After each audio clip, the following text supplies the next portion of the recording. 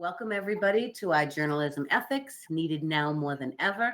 I'm Linda Conway. I'm the executive director for New England Newspaper and Press Association. My apologies that you can't see me on camera. I'm having a little technical difficulty with my laptop, but I want to welcome everybody for being here. As you can see, some people are on screen, some people are not. We can have up to 20 people on the screen at one time. To be on the screen, there's a button up here, a red button that says start participating. When you click that button, you'll pop up on screen, and we do encourage everybody to come on screen. If you hit stop participating, you will not be leaving the session. It will just take you off of the screen. But we do ask that everybody please keep yourself muted unless you're asking a question, because otherwise the background noise will interfere with everybody. We are recording this session, and it will be available to everybody that has registered after the fact. And I would like to introduce our esteemed panel that has so graciously come here with us today. We have all experts in journalism and journalism ethics. First, I'd like to welcome Traci Griffith, Racial Justice Program Director for the ACLU of Massachusetts. She's former correspondent and national editor with the Associated Press, former coordinator of the Communications Internship Program at Simmons University after teaching for 19 years at St. Michael's College in Vermont and being chair of its Media Studies Department.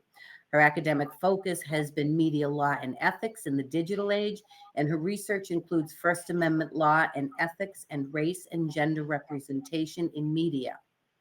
Mike Donoghue, longtime journalist with the Burlington, Vermont Free Press, who's now a freelance reporter for numerous Vermont publications. He's the executive director of the Vermont Press Association. And Mike was an award-winning news and sports writer with the Burlington Free Press for more than 40 years. He serves, as I said, as the part-time executive director for Vermont Press Association, continues to be a freelance writer for many news outlets in the Northeast. St. Michael's College recruited him to be an adjunct professor and advisor in the journalism department for 3 decades and taught various courses, including media law and ethics. Our final panelist is Link McKie, who describes himself as a recovering journalist. Link has had an extraordinary career spanning more than 45 years of service for the betterment of journalism across all 6 states. He's a former reporter through publisher at 3 newspaper companies, journalism teacher at several universities, and currently at Emerson College. And Link, I'm going to hand it over to you. Thank you, Linda, and welcome again to everybody. We appreciate your being here. We hope to have a lively discussion.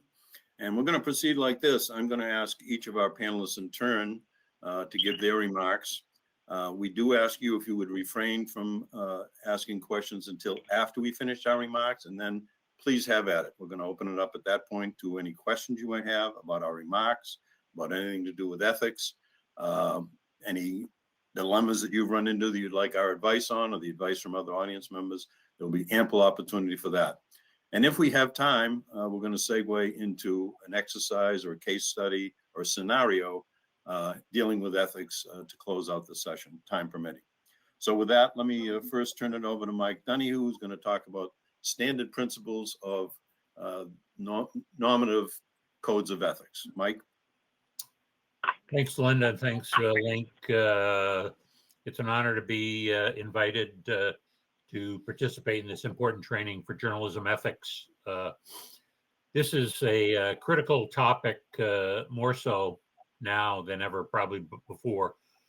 The public's love of the media has been going downhill, and it's probably at an all-time low as far as press goes.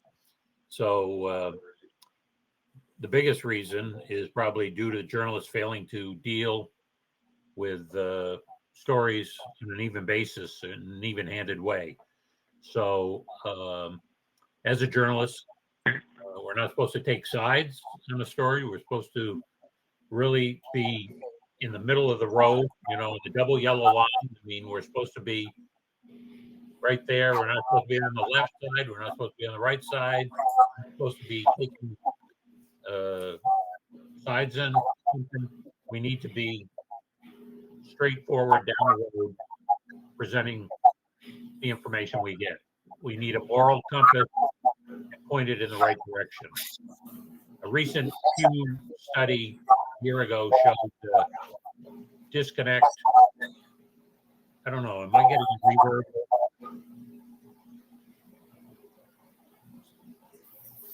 I don't know if somebody's got a phone and a computer on.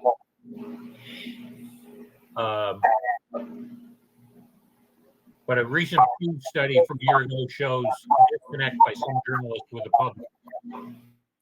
A little more than half, 55% of journalists surveyed said every side doesn't deserve equal treatment or coverage. 55% of journalists say we don't have to provide equal treatment. That's shocking to me. I'm not sure what every side means. Obviously, when you have so many people running for president, you can't necessarily get every single one of them in your story, maybe. But yet, when Americans are asked that same question, 76% say journalists should always provide all sides to a story. And by all sides, let's be fair, with it. Our job is somewhat to be a watchdog. My last job at the Free Press was considered an accountability reporter. It was a newly created position. I sort of laugh now at the title because really all journalists should be accountability reporters. Just like we all should be investigative reporters, but people like to throw terms around and everything like that. So our job is to protect the weak from the strong, as they say, comfort the afflicted, afflict the comforted. If there's government overreach, wrongdoing, that's our job to point that out. So codes of ethics have been around for over 100 years. The Society of Professional Journalists is probably the best known and most cited code of ethics that is out there. AP managing editors have one. Radio and TV, digital media has a code of ethics. I work for Gannett. The Gannett company has its own company code of ethics. Your company may have some. But, and you should read it probably once a year, whether it's New Year's Day, whatever. Just, it's good to have a refresher. SBJs boils down to 4 pillars, if you will, or 4 main points. 1, seek the truth and report it. And that means going after the full story, not just hearing one side.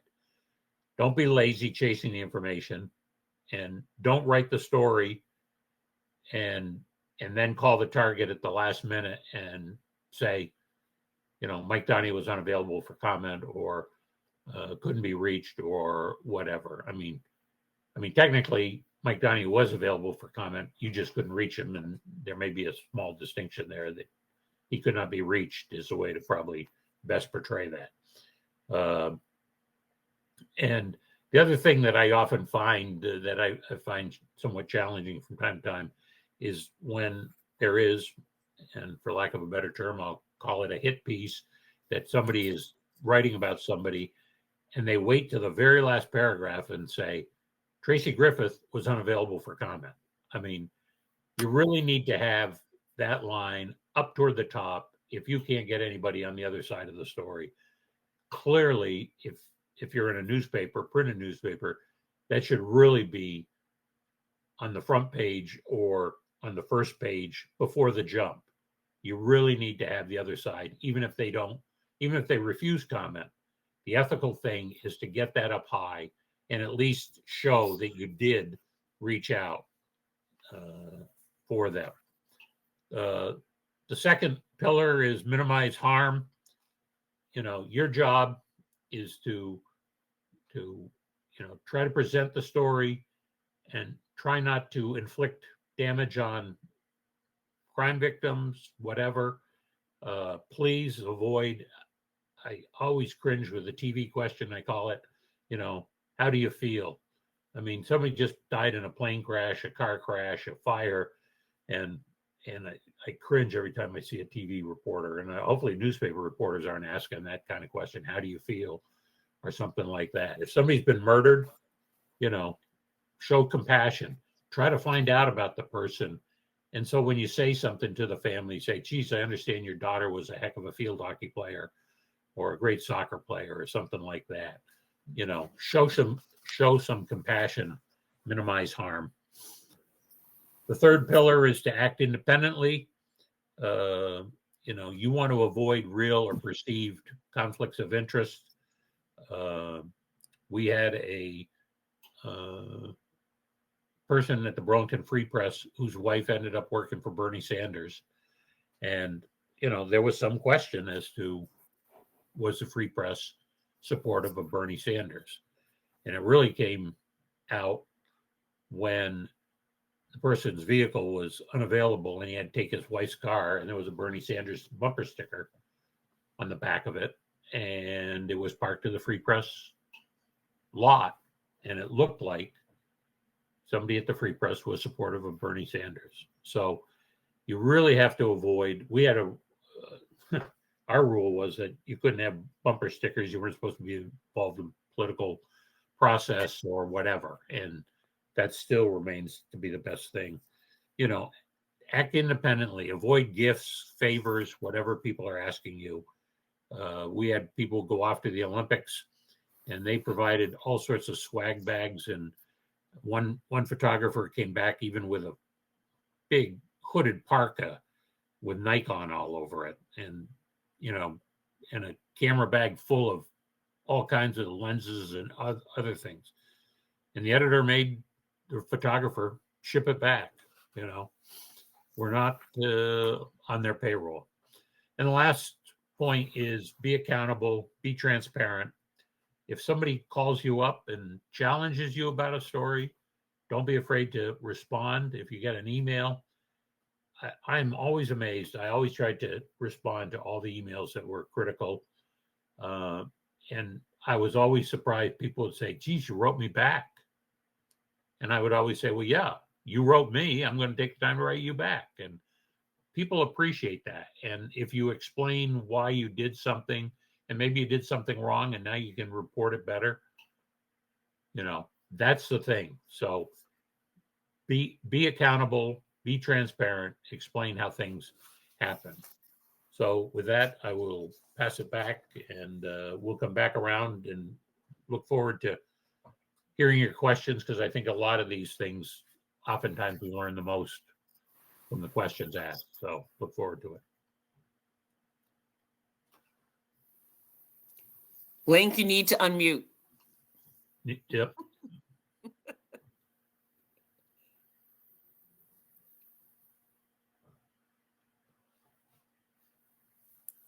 There you go. There you go. Sorry. Thank you, Tracy.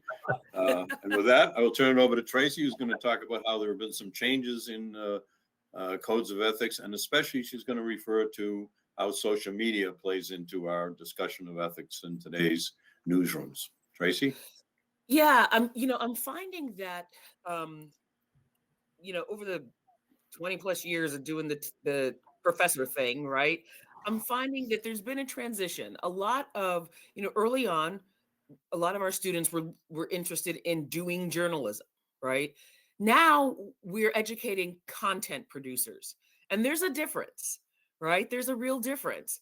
And so I chose today to talk a little bit more about how social media the social media ethics play into what it is that we do. Because even if you are a traditional journalist, right, you're out on the beat and you're writing stories, oftentimes you're also expected to tweet, and you're also expected to, take your own images and kind of be a one person show, right? And so social media plays a big role in what's being produced nowadays.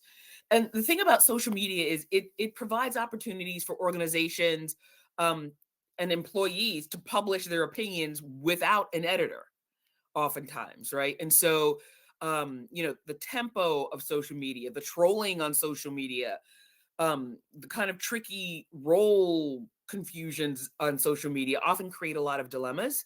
There's a lot of activity on social media and rapid publication. And it creates a lot of those dilemmas for those who are creating the content and for decision makers within a lot of organizations. No matter what the organization, whether it is a traditional media outlet or any other kind of organization, right? I currently work for the ACLU. We have a communications department, right? Like they do our communications. Every organization has a communications department or someone who operates as their communicator for their organization. And social media is one of those big tools. And so prioritizing conflicting ethical issues is really a significant part of how social media is used. And social media is interesting, right? In that it's not necessary to go through an external editor to publish anything, right? And so oftentimes the editorial responsibility and the ethical aspects of what's being put out there is placed solely on the shoulders of the person who's creating the content. Without having those additional voices in the room to work through these kinds of ethical dilemmas, mistakes can be made. And so there are basically 5 different kinds of dilemmas as it relates to social media. They're role dilemmas, right? And this really looks at how the person has multiple roles and it creates a lot of confusion and create confusion of ethical responsibilities, right? It's sometimes it's unclear when a person is professionally active on social media or whether they are, individually active on social media.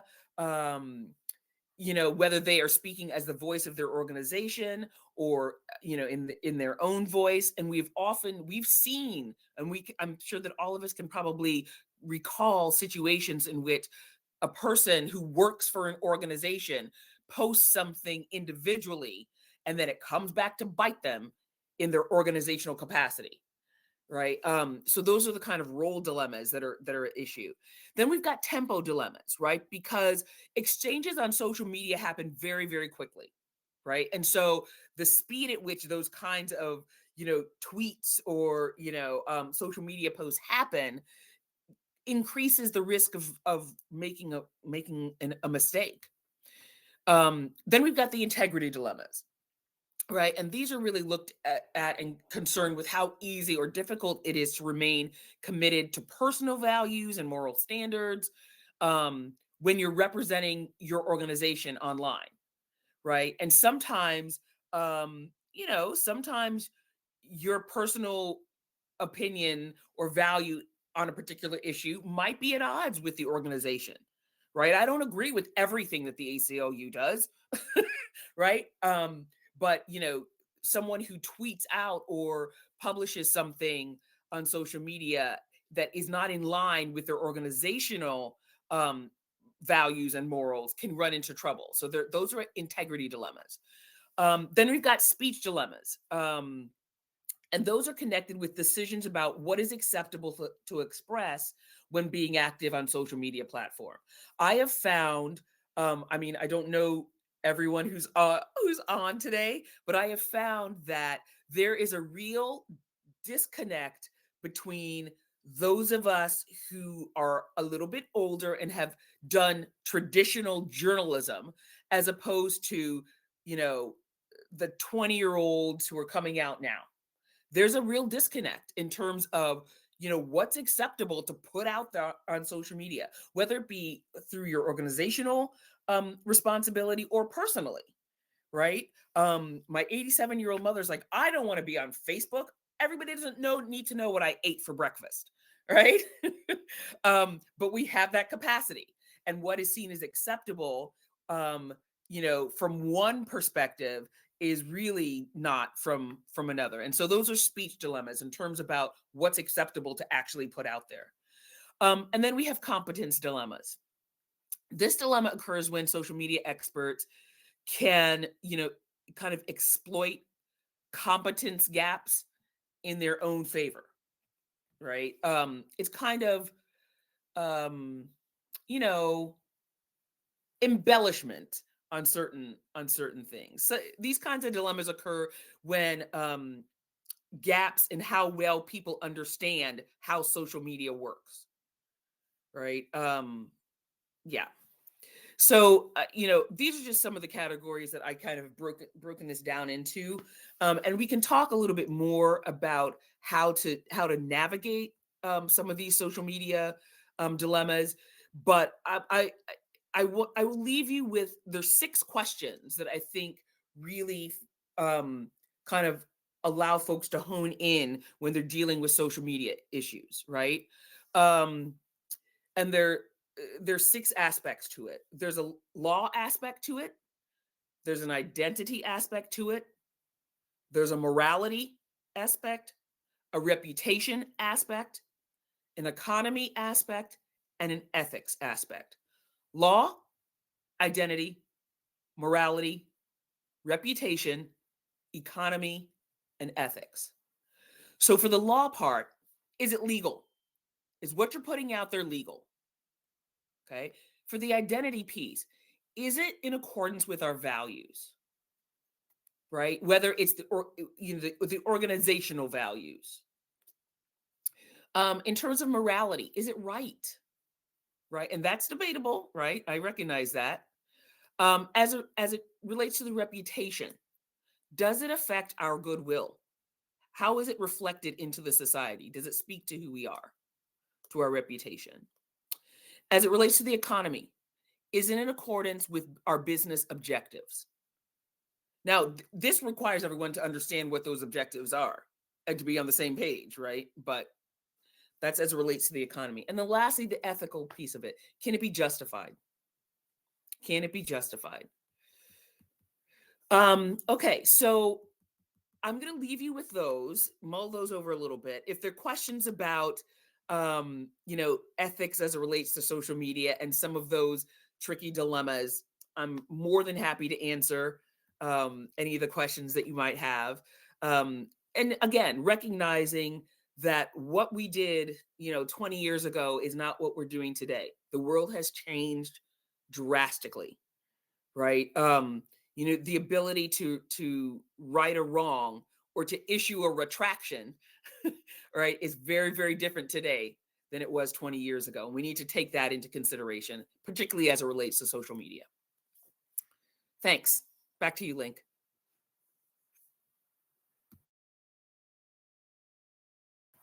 You're muted, Link. Doing this to me. Somebody who doesn't want to hear from me. And that is legion, the people who don't want to hear from me. So what I said was, thank you, Traci. Some very salient points on the very important impact that social media and how we think about ethics in today's culture. I'm going to. Did you want your slides, Link? Sorry. No, thank you. I'm going to go without those. Thank you, Tara. Okay. So I'm going to abbreviate my remarks a little bit in the interest of time so we can get to your questions and your concerns. But I will touch on a couple of things. And those who know me will know that I can't abbreviate my remarks, but we're going to test that right now. So a couple of things that I want to talk about. One, that ethics are and can be circumstantial, that it's fine to have codes of ethics. We should have them. We should refer to them. We should follow them. But there is no code, no textbook that will cover every ethical dilemma you're going to face. Circumstances change. Your decisions are going to change based on that, with an underlying foundation of a code of ethics. So I would suggest that the litmus test for how you handle a dilemma that involves ethics is this, as simple as this, or as complicated. You get a phone call, someone aggrieved by a decision you made that affects ethics. You run a picture of a young child who has died in your newspaper. You run a video of that in your television report about a young child who died in an accident. Now, depending on the circumstances, you may or may not have made the right decision, but you get an aggrieved person, not a family member, just a news consumer. How do you respond when that call comes in? Cold. You don't have time to prepare for it. You need to defend your decision, justify your decision. If you can do that ahead of time, you can comfortably say, when that phone call comes, whether it does or not, I'm comfortable with my decision, you've probably made the right decision. And I hope you've done that by referring to a code of ethics, by considering the circumstances, and by consulting with others. That's important too. Don't rely just on a code or on your conscience. Talk to other people in newsroom. They're smart. The other point that I want to talk about was objectivity. And Mike Donoghue touched a bit on this in his remarks. I would just add to that I think we do need ethics more than ever today, in part because of what Traci said about social media and what that has done to change our culture, our society, our communicating with each other. That's important. And because I think we've abandoned objectivity in many, many corners of our world. And I think that's a shame. The Society of Professional Journalism, and it's much referenced code of ethics that Mike also referred to. They removed objectivity as part of their code of ethics in the 1990s and haven't returned to it. Now, in fairness to them, they do include fairness and accountability as part of the code of ethics and a lot of other terrific metrics that should come into ethics. But objectivity should be there too, in my view. And let me defer to someone who is a much more accomplished editor than myself, and I hope known to all of you, Marty Barron, who wrote what I think is a spot-on column on objectivity, and in which he defends objectivity in news reporting. And he acknowledges he did so knowing that many of his peers, and he has lots of them at a high level, disagreed with him on this. So a couple of excerpts, if you'll indulge me, from his piece, which I urge you to refer to. We haven't posted up because we don't have permission to use it. And this is, after all, an ethics session. But if you Google Marty Barron's column on objectivity, it will come up.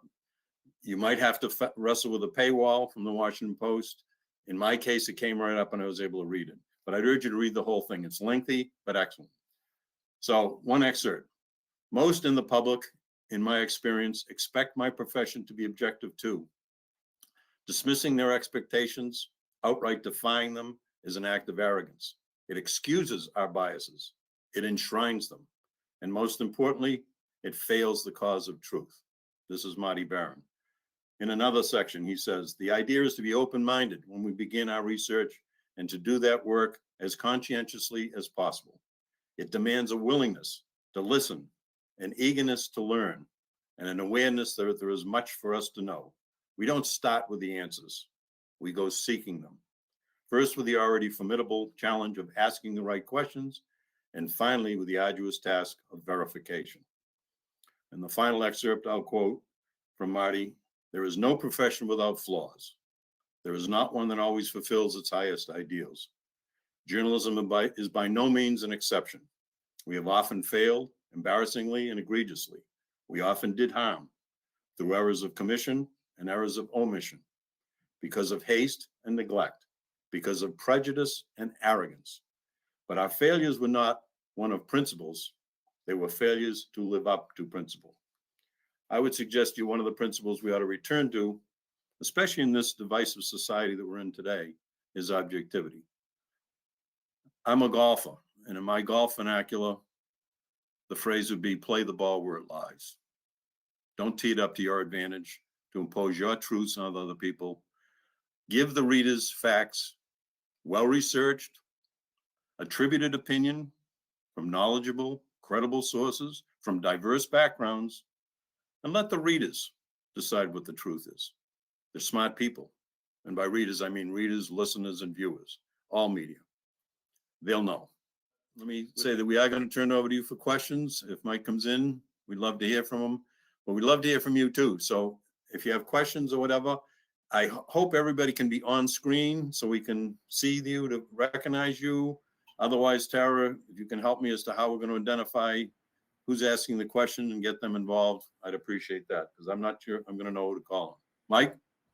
So I just to follow up on one thing you said at the very end, and it drives me nuts, and I hate to pick on Nora O'Donnell, but when I watch the news, she tells us after, about a quarter of the stories, how we're supposed to feel. And I don't know. I don't think it's up to a journalist to tell us how we should feel. And she often says, isn't that a wonderful story? Or we're rooting for that person, or we're doing something. Again, I think we just present it out there. And if you do a good job presenting the story, then hopefully your wife turns to you or your husband turns to you and says, boy, we're rooting for them. And they have a dialogue in the living room instead of, the TV reporter or the reporter journalist telling us how to feel. The other thing too, I forgot to mention this, is I did have a student who was looking for a job in journalism in newspapers. And I said, well, what do you want to do? And she said, well, I really want to get a job in a newspaper and practice advocacy journalism. And I was like, say what? She says, oh yeah, I want to do advocacy journalism at a newspaper. And I had to explain to her that that's called public relations, that your job is to, sell something.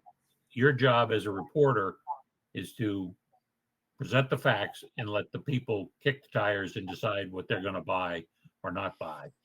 So just that, those are some closing comments there. So Thanks, Mike. Link, Tara? we do have a question from the students at Smith College. There Okay. would be journalism concentration. They're not able to do it themselves, but the students asked, how do you navigate reporting on communities that are not your own? Colleagues? I guess I'm not quite sure. Community is not your own. Is that meaning somebody of a different race, color, or are you talking about in another community where you don't live? Yes, race and color. So covering a community, I guess that isn't your community where you came from. Race, color, ethnicity. Okay. That is one of the hardest things to do, and that's why you really have to bend over backwards to try to talk to all sides and everything like that. And it has been frustrating, I know, for some journalists, because there are some groups that don't want to talk to reporters. And when you go to rallies and things like that, you've got to work triply hard to find somebody. And the thing that I've said to people before is, and you can't just get one and leave, because you don't know if that opinion is the opinion of a whole group, or whether that's just a splinter opinion, and that 80% of the people think the other way. So you've got to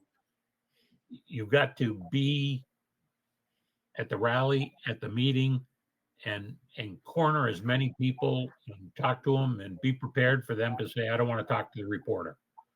Just keep moving and try to get as many people as you can, and ask the person that you're talking to who does grant an interview, is there somebody else that you know of that I can call or speak to? Because they may be able to give you a second name that would be willing to talk about an issue. Tracy, thoughts? You're muted. Tracy, you're muted.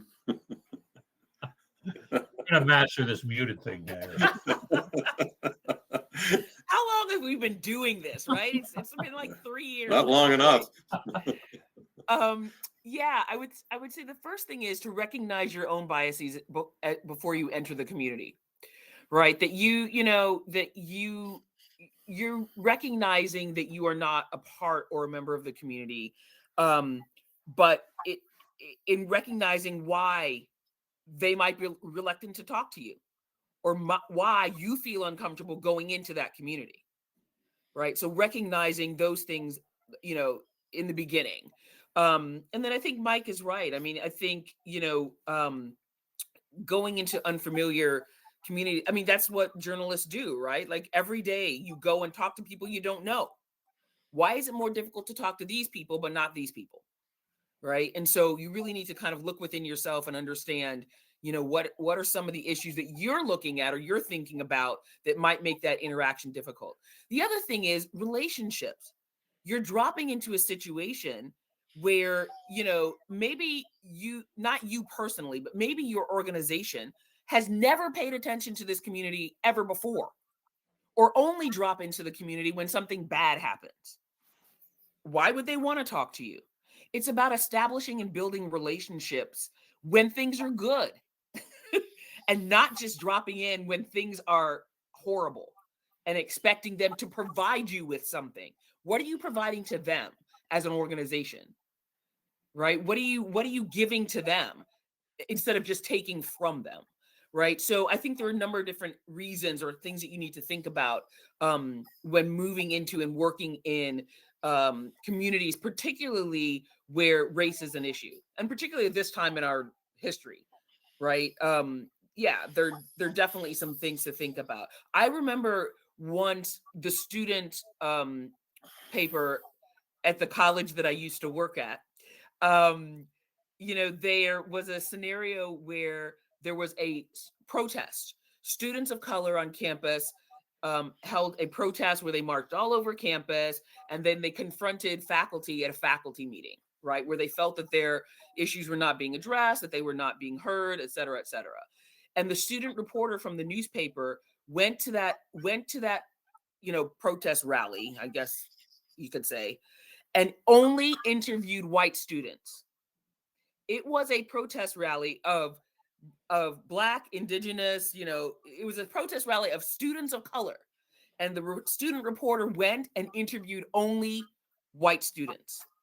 Yeah, that's a real problem. Right? And so you have to ask yourself, why? And we talked about it later, obviously. The professor that was teaching the class called me in to talk about it later, and we did, and we discussed it. But it is really, it starts with looking within and figuring out how you can best accomplish your goal while being respectful of the people that you're interviewing. And one thing I'd say is that, the Colchester police chief, a couple of chiefs ago, when she became the chief, she went to every church and synagogue and whatever, and said, can I come to a service? And, she wanted to be there and actually meet the people before there was some sort of incident at some sort of thing.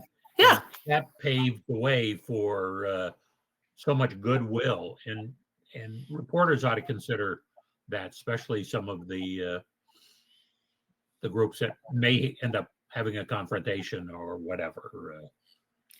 Preventative. Yeah. To Tracy's point, we ran into, when I worked for the Worcester Daily, situation. We had 5 people killed in an arson fire caused by an ex-girlfriend or boyfriend, revenge type of thing, and he killed the whole family. I think it was a he. And when we went there to cover it and talk to the people who were witnesses to the fire, neighbors, that type of thing, most of the reaction we got was what you referred to. Oh, now you show up. Now the people are dead. Where have you been? And I remember at the time sort of resenting that, thinking, well, of course we're going to show up. People have been killed, and that's covering the community too. But, and here's the but, and we covered model cities, we covered community action council, and this was a lower income demographic neighborhood. But on reflection, and with the benefit of hindsight, I look back and say, you know what? They had a point. We weren't there before. So why would they want to talk to us? If somebody came into my neighborhood and wanted personal information from me about a neighbor, I would say, why are you asking? What's your purpose here? When the purpose was 5 dead people, a tragedy. And that lends to readers' perception, news consumers' perception of us, we only cover the bad things. And that's a problem. The other recommendation I would say is we need to continue to further our efforts to diversify our newsrooms to begin with. If we have newsrooms are all of one type, people are all of one type, that's going to be reflected in our coverage. There's been changes in newsrooms, thank goodness, from the days that I habituated them, including the fact that there's no longer clouds of smoke creating fog in the newsroom. But in the type of people are there, the representation, the diversity of the people there. And that doesn't mean you send the Muslim woman reporter out to cover a pro-Palestinian rally. What it does mean is you talk to that reporter and get some insight into, if I go as an older white male, what do I need to know about? before I go into that situation. So it isn't just token representation. It's having an atmosphere in your newsroom that's reflective of the people you cover. I learned more from my colleagues in the newsroom than I ever did from journalism professors, bosses, editors, or anything else. And if you have a diverse newsroom, you're going to hear a lot of points of view that you didn't grow up with. And that's a good thing when you go out into the real world, because the real world is diverse. Any other questions? I have one. Fire away. Jim? Hi, I'm Jim Faust. I'm a professor at Bowling Green State University in Ohio. And I was just wondering, I guess the discussion of objectivity, how do we make that? And I think part of the disconnect between the journalists and the public is the journalists kind of see on the ground. When you talk politically, we've got like at least one party that is now sort of openly lying and obfuscating. And how do you handle that? How do you say, okay, I'm going to cover both sides, when there's often one side that is saying things that aren't based on truth? You expose their lies. Oh, am I not muted? You expose their lies. You report on it, and you establish that they are lies, and you make sure you do that with the other party too. I don't know of any party that I'm familiar with in this country that doesn't have people who lie. Now, there may be one weighted to doing more of it, to your point, but I covered politics for a long time. I supervised coverage of politics for a long time. And I had sources who I could count as truth tellers, and I knew who the liars were. At least I hope I did in doing my job. And I tried to expose the liars and get information from the truth tellers so I could help do that. Expose the liars. Everybody says, why are we focusing on Trump? The more you expose Trump, maybe it feeds his base. Shame on them, to use Trump as an example. But are you going to ignore what he has to say and then have him lying to people outside of your news organization? Because he can do it. That's what social media is all about. They can kick him off Twitter. He decides he's going to create his own social media platform. So I think exposing it is the way to do it. Thank you. You're welcome. Anyone else? Good question, Jim. I think it is frustrating. I sometimes I would wonder why CNN, they'd say, we're not going to broadcast Trump's speech because he's going to lie. And, I think that's premature. I mean, yeah, he probably was going to lie, but, to publicly say that before he even speaks raises a question about him. And it was funny back when he and Hillary were running, after the debate or whatever, we'd be watching CNN and they'd say how great Hillary was and everything like that. And after listening for 15 minutes of aftermath, flip over to Fox and you'd hear how terrible Hillary was and how great and everything like that. And so it's like, okay, so somewhere in the middle is probably the truth or something like that. And that's what is the difficult thing to try to do. And I always get a little annoyed when media decides that something isn't a story. We've sort of now seen it with the famous laptop and everything like that. And finally, Washington Post, New York Times have all acknowledged, well, yeah, I guess Hunter Biden did have a laptop that shows some things, but what did it take? 18 months or something like that. I think you report it, whether you put it on page 18 and it's only 6 paragraphs, but I think you put it out there and let people know this thing is out there rather than being a censor 100%. And I agree with Link. Then you go do your investigation and find out whether it's true or not. And, during the debates, they're doing the truth testing as best they can, sort of on the spot. And that's what you've got to do.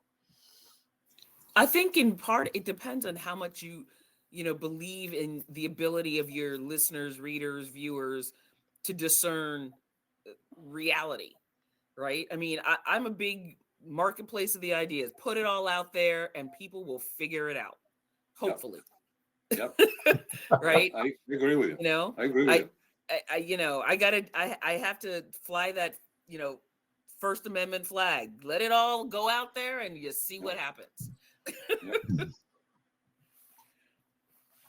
We're not supposed to be censors. Yeah, we're not supposed to be censors. I mean, it's Yes, That's right. absolutely And, not. and that's, the arrogance that Marty Barron talked about. And I think when he was the executive editor of the Post, they did a pretty good job exposing the liars, including President Trump. So you don't necessarily shut off covering his speech if it's an event of importance to the political ether. After the speech, you do some fact checking. What did he say that holds a germ of truth, and what did he lie about? That's the way to do it. But don't censor it. I agree with that. No. And I agree with Tracy. Get it all out there. The answer to negative speech is more speech, isn't that? Yes. Brandeis quote, and that's a First Amendment pillar, I think. So I do have at it. agreed. Now, is that unrestrained? Does that mean, for instance, on social media, you have people cussing at each other and making things up, unfiltered? Then it gets a little sticky. But in our news organizations, I think the more you get out there, the better. I've got a question here. Yes, please. Yes, Bridget. go ahead. yes. Bridget from the St. Albans Messenger and a couple other sites here in Vermont. I think we do a good job in the journalism field of talking amongst ourselves about what our ethics and values are, but we don't always do a great job of maybe sharing them with the public in a more public way. And so something I'm thinking about doing is building up a more robust about us page on our website, for example, and sharing those ethics and policies there. So I'm curious if anybody has any experience with doing that and what sort of feedback or what that process looked like. Thanks. I think one of the things that I've seen is, and I mentioned being transparent. I think one of the things you can do, the more editors speak to the community and write, like, I don't know what to call it, not a letter to the editor, a letter to the community, but, letter to readers or whatever, and tell them exactly what's going on and or why you did something. And, maybe you did something that in hindsight, it wasn't a great decision to run a photo or something like that, you tell the readers what went through the thought process, and we were doing this, that, or the other thing, and some of the ethical dilemmas that you faced. We had a photo once that a state trooper drowning at the Huntington Gorge, which more than 24 people have drowned at, and they never did anything about it. And finally, we had this horrific picture of the state police diver drowning. And it was only at that point we got a lot of crap from people, but it was only at that point that the community and the state and everybody reacted, and they actually did something about making Huntington Gorge safer. So, you sometimes take it on the chin for what you do, but you've got to explain why you did it and everything like that. So I'd encourage you to communicate with your readers. Bridget, one of my editors, smart cookie, with whom I clashed repeatedly until I grew up and realized that, like my father, he wasn't as dumb as I thought he was. He used to write a column every week, and the topics would vary. Sometimes it was little tidbits, funny stuff, thoughts of the day, but he often would use it as a forum to explain to readers why we had done something. And it often involved decisions that involved ethics. So he might write one week about our general policy on ethics, what we adhered to at our particular newspaper in this case, or it might refer to a specific case we studied that we got reaction from readers. That example I gave of the picture of the dead child, we might have got a lot of flack from that. Might have had subscriptions canceled because of it. he would go back on that Sunday. It was a very well-read column, explain why we did what we did. And sometimes he'd have the benefit of hindsight and said, maybe we should have reconsidered that. He was forgiving of our errors in some cases. And I can tell you that was well received by people. I would suggest that that might be a forum in which you could do that. The About Us page is a great place to put it. Publishing, if it's brief enough that readers would go through it, what your ethical standards are at the paper. Talking about how they are the same or different from those across the board in journalism. I think those are all great ideas. The more we do that with readers, the more we open ourselves up. It's like going into the communities we're not familiar with, and introducing ourselves and meeting the people that we've been covering. They respect that. They admire that. And it helps. Before we get to the end, I have another question from the Smith College group. You mentioned that journalists don't think they should always be objective, but the public thinks they should. Does that not point to the fact that journalists know that no article can be, in fact, entirely objective? That choice of sources, framing, quotes, even facts necessarily betray the biases or perspective of the reporter. A student here asks, is there really no role for a journalist's explicitly stated point of view, given that humans can't ever be truly objective anyway? Mike, that was something you raised. Yeah. Thanks. Well, I, if I understand the full question, I mean, again, I think you've got to bend over backwards to try to keep your opinion out of there and try to get as many sources as you can. Obviously, the way you were brought up is going to influence how you write that story. You know, you may know certain sources that you're going to go to because of your upbringing. And I was born and raised, you know, here in Vermont. So I know a lot of people and who to go to and everything like that. Whereas some reporters, you know, come in from out of state, they're working on a story. They don't know anybody from anybody. And, you know, they're trying to find their way to figure out who to interview. And sometimes they miss the point. So I think our point of view as a reporter really, again, should not be in the story, but I fear that it sometimes does show through just by who you ask and who you quote and, you know, how much space is devoted to each person. Yeah. I think the big thing is it's really about self-reflection. You know that you are not objective, right? And so you are making decisions about who you're talking to based on, as Mike said, maybe you're comfortable interacting with these particular people, or maybe you just feel like they have something that's more important to be heard or to say, right? And you need to ask yourself why that is. Right? We often will see the same talking heads over and over and over again, or the same sources being quoted over. You know, there are a lot of people that have opinions about stuff, right? Why do we always go to the same ones? So you really need to challenge yourself and figure out, you know, who are you in all of this? And, you know, how can you do the best job for the people that you're serving? If it means that you've got to step outside of your comfort zone to make sure that a particular angle is being covered, or that, you know, those who have not been heard from are getting heard from, then do that. But it really takes a moment for you to recognize, okay, so my strictly, you know, Presbyterian middle class upbringing, it might be problematic for this particular story that I'm doing, and I need to broaden my horizons a little bit. And I would echo what Traci just said. Find some additional people.